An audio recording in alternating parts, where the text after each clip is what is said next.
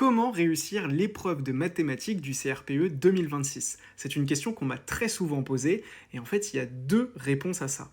La première façon de faire, c'est de s'entraîner sur des exercices corrigés.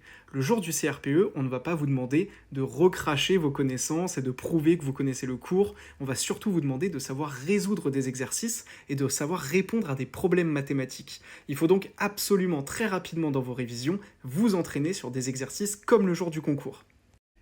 C'est d'ailleurs exactement pour ça que dans la prépa Nouvelle Pro, si vous allez dans les chapitres au programme, vous allez très rapidement vous rendre compte que, voilà, si je prends par exemple le chapitre sur les équations, eh bien très rapidement on vous emmène vers des exercices corrigés comme au concours.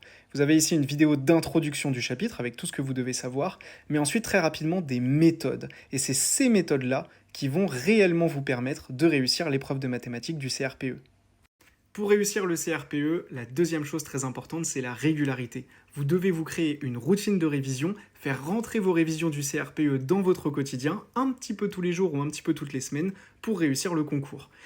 L'erreur fatale, c'est vraiment de vouloir tout faire à la dernière minute. Il vaut mieux en faire 20 minutes par-ci par-là que des heures et des heures à quelques jours avant le concours. Il faut donc anticiper.